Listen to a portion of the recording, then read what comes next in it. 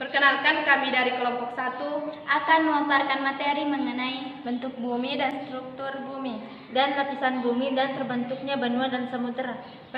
Perkenalkan, nama saya Kasnedi, akan menjelaskan materi tentang bentuk-bentuk bumi. Saya Andias Dalia akan menjelaskan materi mengenai struktur bumi. Saya Sri Wildanengsi akan menjelaskan materi tentang lapisan-lapisan bumi. Saya Andika Semianti akan menjelaskan materi tentang terbentuknya benua dan samudera.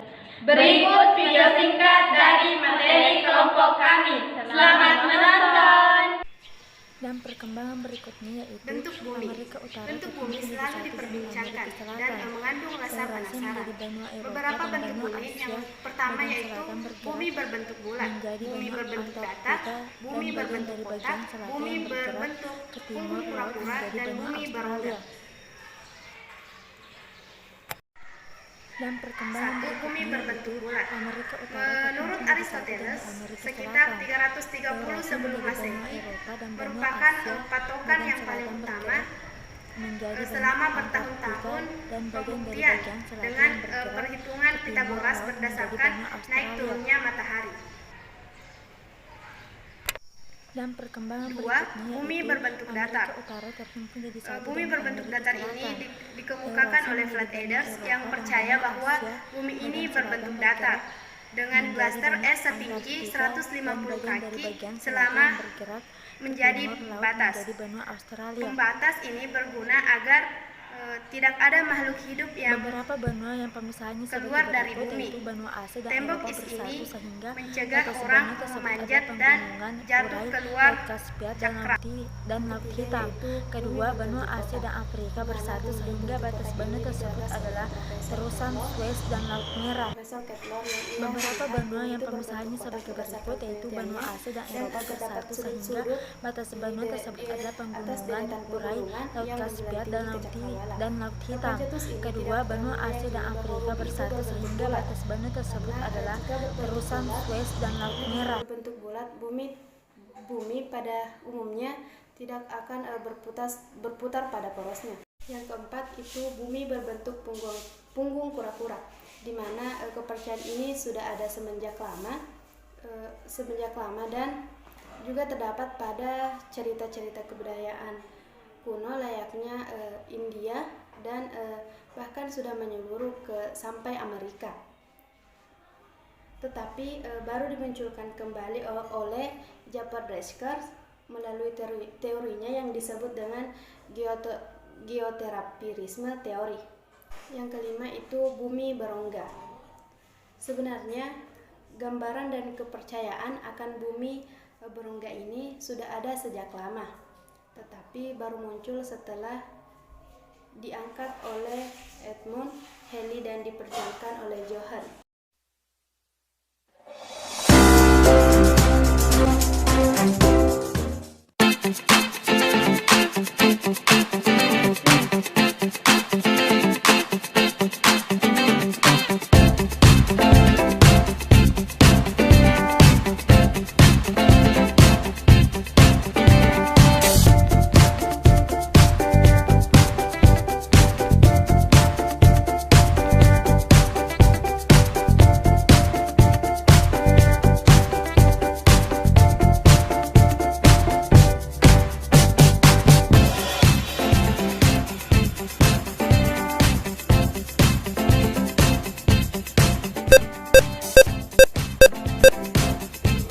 Kerak bumi. Kerak bumi merupakan lapisan paling atas dari struktur bumi. Kerak bumi dianalogikan sebagai kulit telur rebus karena sangat tipis dan rapuh dibandingkan dengan struktur yang ada di bawahnya. Kerak bumi tersusun dari elemen yang relatif ringan seperti silika, aluminium, dan oksigen. Kerak bumi merupakan lapisan yang paling tipis dibandingkan dengan lapisan bumi lainnya. Bagian yang kedua, selimut atau selubung atau mantel bumi, berada di kedalaman 40 hingga 3000 km di bawah permukaan bumi. Mantel bumi tersusun dari besi, magnesium, dan silika. Bagian terluar mantel bumi cenderung lebih padat dan menempel dengan kerak bumi di atasnya. Mantel bumi bersama dengan kerak bumi membentuk lapisan yang disebut litosfer. Bagian ketiga yaitu inti atau core. Inti bumi terbagi atas dua. Yang pertama, inti bagian luar merupakan struktur cair yang terdiri dari besi dan nikel. Inti bagian luar ini berada di kedalaman 2885 sampai 5144 km. Suhu pada lapisan ini mencapai 3700 derajat Celcius. Inti bagian dalam bumi berbentuk bola metal. Baik, langsung saja. Di sini saya akan menjelaskan materi tentang lapisan-lapisan bumi. Yang pertama yaitu atmosfer. Atmosfer yaitu lapisan gas yang menyelimuti bumi. Terdapat 5 lapisan atmosfer di bumi kita. Jika dimulai dari bawah, lapisannya antara lain yaitu troposfer, stratosfer, mesosfer, termosfer, dan eksosfer.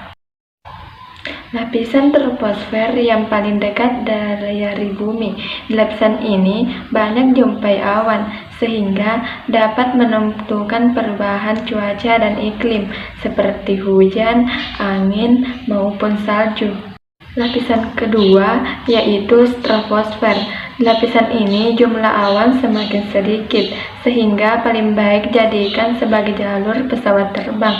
Selain itu, pada lapisan troposfer ini juga terdapat ozon yang dapat melindungi dari sinar ultraviolet matahari. Lapisan ketiga yaitu mesosfer. Lapisan ini dikhususkan untuk melindungi bumi dari jatuhnya luar angkasa seperti meteor. Biasanya meteor habis terbakar dari lapisan meteor ini. Lapisan keempat adalah termosfer. Ciri khas lapisan ini memiliki suhu yang sangat panas. Di lapisan ini terdapat teleskop luar angkasa yang diberi nama teleskop Hubble. Teleskop buatan Amerika ini membantu penelitian mengenai luar angkasa. Selain itu, pada lapisan ini terdapat gelombang radio yang memancar hingga ke bumi. Oleh karena itu, lapisan ini disebut juga dengan ionosfer. Lapisan yang paling atas adalah eksosfer. Lapisan ini langsung berbatasan dengan luar angkasa. Banyaknya hidrogen yang berada di sana. Di lapisan ini juga terdapat satelit-satelit buatan. Lapisan bumi yang kedua yaitu hidrosfer. Hidrosfer adalah lapisan air yang menyelimuti bumi. Pada lapisan ini, suatu siklus yang membuat air akan selalu mengalir ke bumi.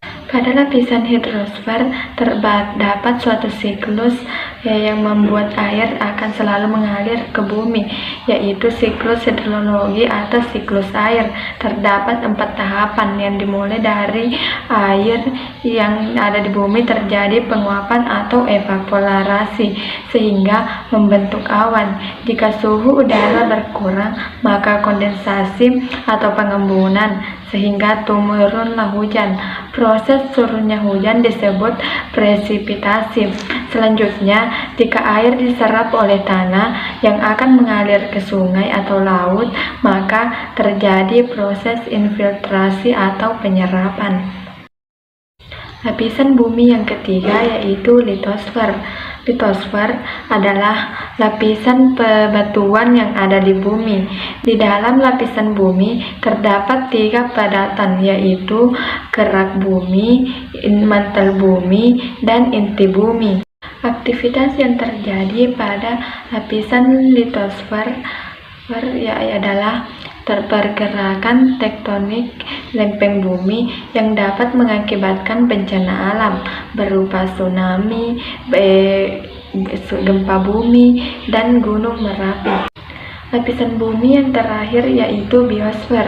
Lapisan biosfer merupakan lapisan hidup yang tertuju kepada lapisan yang bisa dihuni oleh makhluk hidup. Lapisan bumi ini mencakup daratan, air, udara, dan interaksi antara makhluk hidup dengan lingkungannya. Baik, Baik, langsung saja, yaitu proses terbentuknya benua dan samudera. Terbentuknya melalui proses yang sangat panjang. Seorang ilmuwan yang berasal dari Jerman yang bernama Alfred Wegener yang mengutarakan pendapatnya mengenai teori pembentukan benua.